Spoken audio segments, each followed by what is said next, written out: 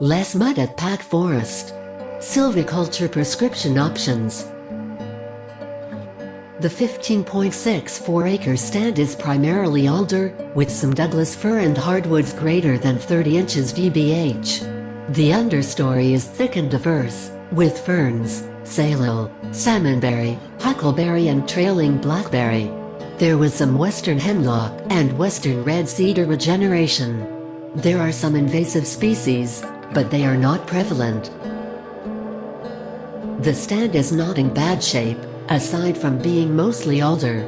The trees per acre is 215, quadratic mean diameter is 11.8 inches, basal area is 162.5, the height to diameter ratio is 75.5. Relative density is 62.7. The main issue with the stand is that it is primarily alder. The trees per acre for alder is 153, far above any other species. There are several streams running through the stand. I estimate the riparian area to be about 20% of the total acreage. My first silvicultural system for this stand is a minimal entry restoration system designed to promote old growth characteristics in the stand.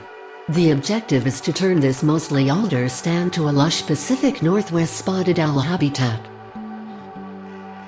My treatments for this system include, in 2017, removing the alder outside of the riparian areas and planting 100 trees per acre each of Douglas fir, western red cedar, and western hemlock.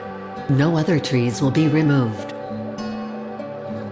The alder removal in 2017 will provide $2,678 in revenue. The future value from this stand will come in the form of carbon storage and wildlife habitat. This stand will sequester almost 80 tons of carbon per acre in 2017, and that number will increase over the next 50 years. In 2067, the total stand carbon storage will be 105 tons per acre. The northern spotted owl habitat type for this stand in 50 years will be very close to Type B. It has several of the characteristics of Type B, such as a multi-species canopy, at least 2 layers of tree species, and an accumulation of fallen trees and large snags, at least 1 per acre greater than 20 inches dBH. The stand lacks at least 75 trees greater than 20 inches dBH. The stand should meet this remaining requirement by 2117. My second system is a Clearcut and Douglas fir plantation designed to maximize revenue. This system will also protect riparian areas.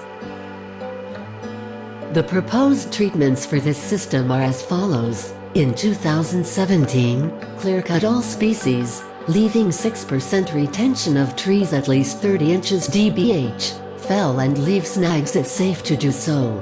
Control the understory vegetation and alder sprouting with herbicide, and plant Douglas fir at 350 trees per acre.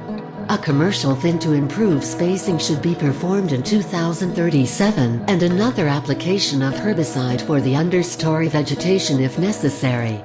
By 2067, the stand will be in good shape for a Clearcut. You can see from the species distribution that in 2067, the stand is primarily Douglas fir. The crown ratio is very good, about 50%. There is still some mortality, suggesting that another thin might be needed earlier than 2067. You can see from the diameter distribution that harvesting in 2067 would not make the most sense, and it would be wise to wait until the trees have grown.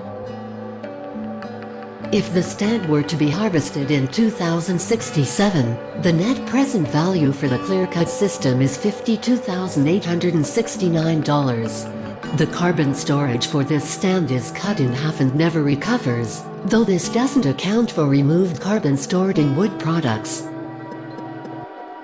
My third option is a variable retention harvest system that aims to protect wildlife habitat, riparian areas, preserve the large trees in the plot, and provide carbon storage, while making a bit of cash as well.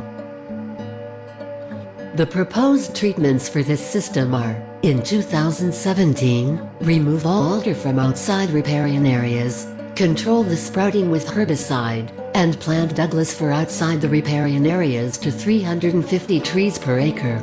A pre-commercial thin to improve spacing should be performed in 2047. In 2067 or later, the stand can be harvested at 65% retention, both dispersed and aggregated. The retention should be focused around large trees and snags, and the riparian areas will be avoided. In 2067, under this system, the stand will still be primarily Douglas fir, but will have a range of diameter classes, snags, downed wood for wildlife habitat. The live crown ratio is variable, but still about 50%. If harvested in 2067, the net present value for this system will be $31,763. The stand will still store between 80 and 100 tons of carbon per acre.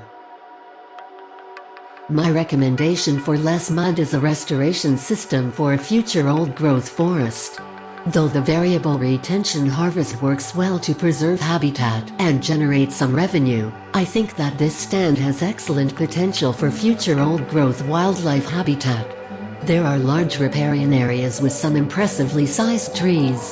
The understory is healthy, there are relatively few invasive species, and aggressive management could potentially provide opportunity for invasives to establish. Because there are so few mid-sized conifers in the stand, a silviculture system designed for revenue would not be profitable in a significant way for at least 50 years. The carbon storage of the restoration for old-growth system is highest. These factors combined make this system the best choice for less mud.